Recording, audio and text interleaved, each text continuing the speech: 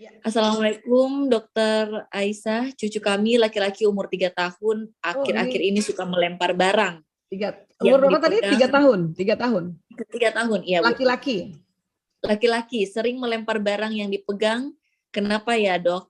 Mohon pencerahannya, terima kasih atas jawabannya. Iya, itu Bu Dokter silakan dijawab. Nah, soal cucu laki-laki 3 tahun senang melempar barang. Ini satu, anak laki-laki itu motorik kasarnya memang lebih dominan. Umur 3 tahun motorik halusnya itu belum lagi terstimulasi. Satu ya. Jadi anak laki-laki, siapapun anak laki-laki itu senang lempar. Apalagi yang wataknya ekstrovert. Watak yang spontan. Itu senang tuh. Apalagi yang bakatnya namanya kecerdasan kinestetik, yang gerak. Itu emang gitu. Kita main-main aja, angka ambil terus dilempar lagi. Nah, supaya yang dilempar itu betul-betul barang yang memang bisa dilempar, maka ganti dengan permainan bola. Perbanyak bolanya. Saya waktu punya anak laki-laki, itu di rumah saya ya, itu bola banyak sekali. Bahkan saya bikin itu, beli kolam renang kecil, isi bola aja terus itu. Supaya waktu dia lempar-lempar nggak kemana-mana, kasih jaring-jaring. Bayangin anak lakinya 4, supaya main bola. Kemudian kalau diajak tempat permainan, cari yang banyak bola-bolanya. Karena anak laki itu begitu. Apalagi anak saya yang nomor 1 dengan nomor 2 yang ada watak ekstrovertnya, itu lebih lagi lempar. Anak saya nomor 1 nih, Bu Indri, walaupun dia sudah dokter, karena dia tetap anak laki-laki yang ekstrovert, dia senang main yoyo. Yoyo ini kan melempar kan? Tapi kan karena nggak ngelemparnya sembarangan, sambil dibuat permainan, ya main yoyo aja. Main yoyo kemana-mana. Paling saya ingetin aja kalau misalnya di tempat umum, hati-hati main yoyonya nak gitu. Tapi kadang saya biarkan asal tempatnya aman. Itu udah dokter loh Bu. Main lempar-lempar, main yoyo gitu. Daripada dia lempar sembarangan. Ya, nggak apa-apa. Supaya nanti ya dia terpuaskan dengan melempar permainan-permainan ini. Daripada dia lempar piring kalau berantem sama istrinya. Jadi biarkan dia lempar bola, main yoyo ya. Ada lagi anak saya yang ketiga, itu senang banget rubrik. Kemana-mana bawa rubrik tangannya. Karena itu laki-laki ya, kinestetik. Tapi nggak ngelempar, main. Ya, jadi buat oma atau nenek, ya enggak apa-apa cucu tak umur, apalagi laki-laki umur 3 tahun. Tenang aja ya. Yang Ki marahi malah main sama-sama supaya dia tambah sayang sama neneknya. Ya. Iya, diarahkan aja mungkin Bu Dokter ya, diarahkan semua anak-anaknya ya. Gitu. Atau dibelikan itu supaya dia ngelemparnya bukan ngelempar barang-barang yang nggak boleh dilempar. Karena kalau permainannya kurang, bola-bolanya kurang, nanti dia lempar, misalnya lempar gelas, lempar. Jadi siapkan permainan yang memang menstimulasi kinestetik gitu.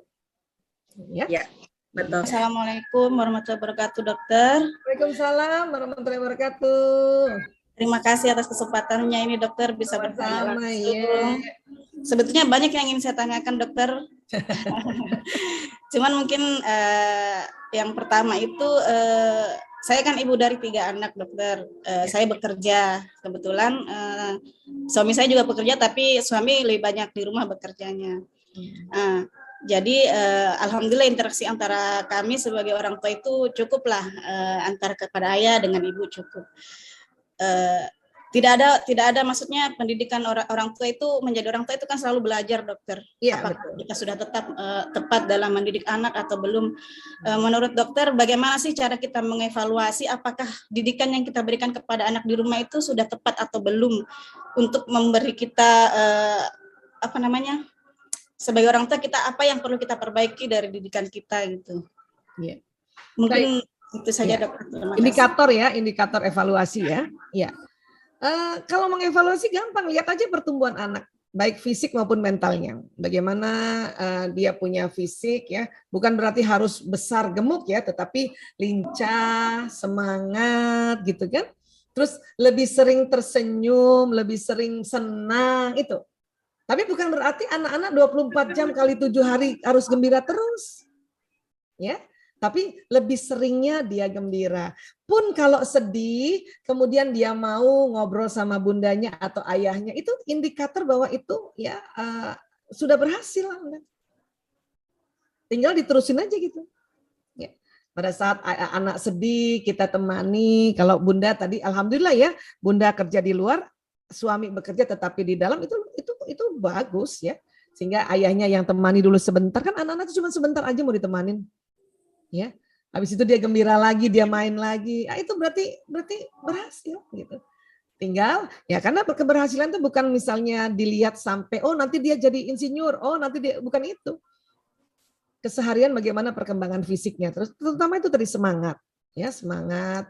Kemudian itu tadi ya mau ngobrol, ya. Tapi kalau anak sudah remaja, ya nggak usah heran juga kalau dia nggak ngobrol setiap hari.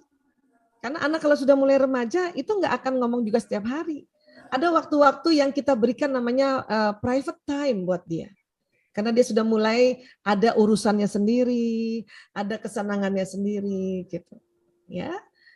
Itu. Dan satu lagi, kalau Bunda rasanya gembira, anak ikut gembira kan?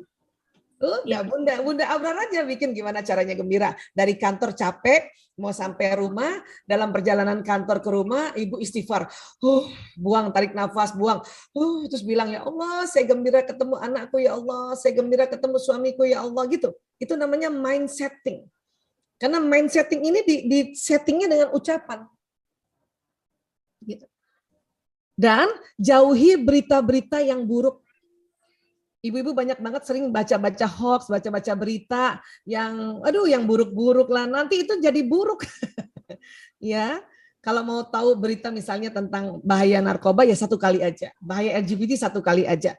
Ya, kalau nonton juga ya, jangan nonton sering-sering layangan putus. Nanti yang tadinya sudah sayang sama suami akhirnya jadi kepo pada HP-nya suami, itu kan gara-gara itu. Gitu. Jadi harus jaga mata, jaga telinga, jaga ucapan. Lebih baik kita ya setiap ingat anak di kantor langsung, ya Allah saya ingat anakku, ya Allah saya kirimkan doa ini untuk anakku. Sebut nama anaknya plus nama bapaknya. Binka, bintika, al-fatihah. Bayangin anak. Sampai sangat sampai detik itu juga.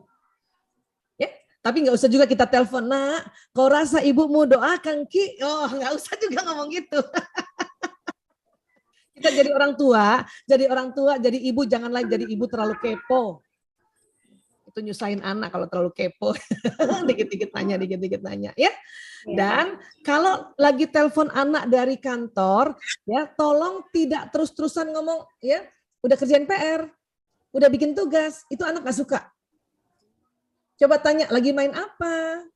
Tadi mainnya apa? Siapa yang menang? Bikin senang dulu supaya kelenjar pituitari keluar dulu hormon bahagia. Baru nanti pertanyaan ke-10, ya, sudah bikin tugas, nak? Itu yang karena udah seneng, walaupun belum bikin tugas, dia akan bikin tugas dengan senang nantinya. Itu tips untuk ibu-ibu yang bekerja. Karena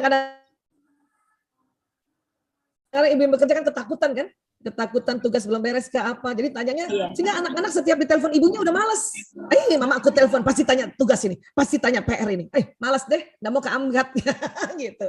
Nanti nggak diangkat, dimarahin lagi. Waduh.